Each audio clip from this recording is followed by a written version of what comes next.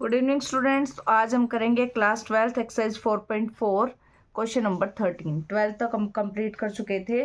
तो question number 13 में एक मैट्रिक्स हमें गिवन है जो 2x2 की मैट्रिक्स ए दे रखी है हमें, जिसके एलिमेंट्स है 3 1 -1 2। शो दैट, शो में करना है a स्क्र -5a + 7i = 0, यानी कि नल मैट्रिक्स, जीरो मैट्रिक्स या null matrix. Hence find A inverse, और अगर ऐसा प्रूव हो जाए तो उसके बाद हमने इसी का यूज़ करके ए इनवर्स की वैल्यू निकालनी है।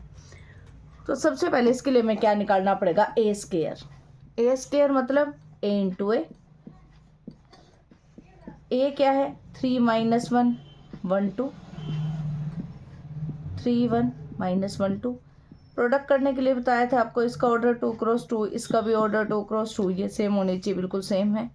तो प्रोडक्ट कर देंगे, यहाँ से रो और इधर से कॉलम। 3 3 जा 9, 1 को 1 से 1 को -1 से करोगे -1, 3 को 1 से 3, 1 को 2 से 2, -1 को 3 से -3, 2 को -1 से -2, -1 को 1 से -1, 2 को 2 से 4। तो ये हमारे पास आ गया 8 5 -5 3। ये हमारे पास वैल्यू किसकी आ गई, ए स्क्र की आ गई। उसके बाद हमने प्रूव क्या करना है कि ए स्क्र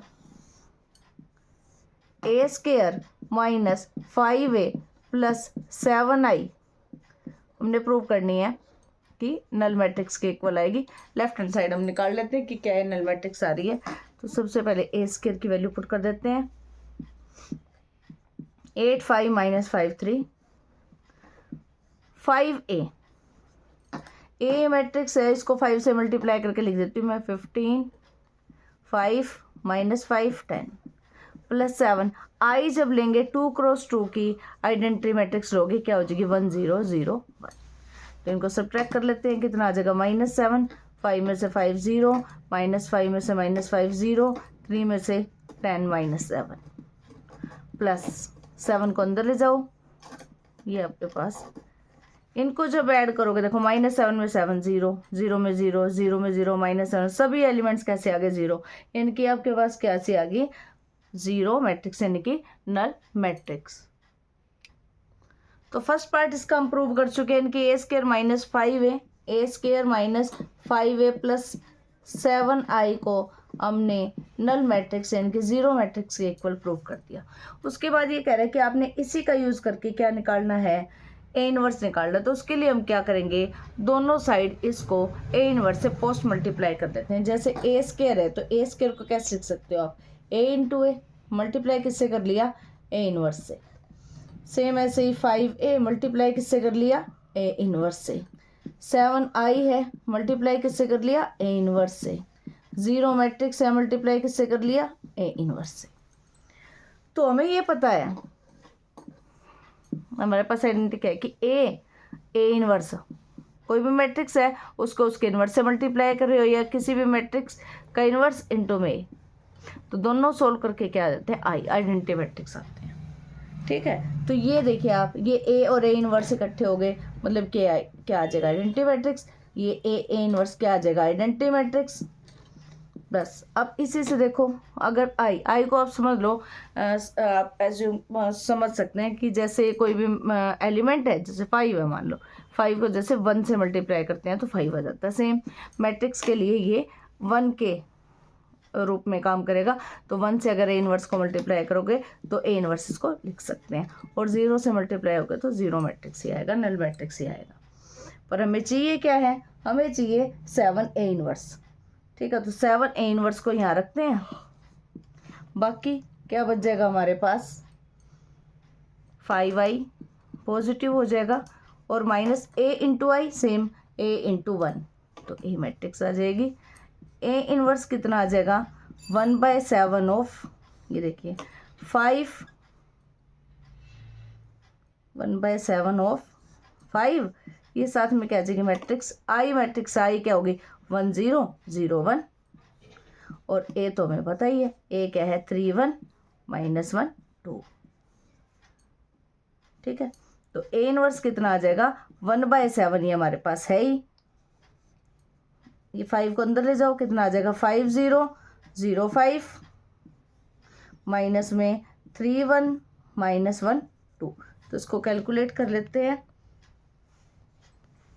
कैलकुलेट करने के बाद हमारे पास ए इनवर्स की वैल्यू आ जाएगी। देखिए मैं लिख लेती हूँ, ए इनवर्स कितना आ गया आपके पास 1/7 तो है ही, इसको आगे माइनस कर लेंगे। 5 में से 3 माइनस करोगे 2 आ जाएगा, 0 में से 1 करेंगे -1 आ जाएगा, 0 -1 प्लस का 1 और 5 में से 2 3। तो ये आपके पास आ जाएगा ए इनवर्स की वैल्यू। तो इस तरह से निकालोगे क्वेश्चन नंबर 13। तो आगे करेंगे क्वेश्चन नंबर 14, जिसमें आपको क्या है, ए मैट्रिक्स गिवन है 3 2 1 1 2 क्रॉस 2 की एक मैट्रिक्स दे रखी है और वो ये कह रहा है कि ए और बी की वैल्यू फाइंड करो कब, such that if A square plus A into A plus B into I is equal to 0 matrix. तो सबसे पहले ए स्क्वायर निकाल लेते हैं।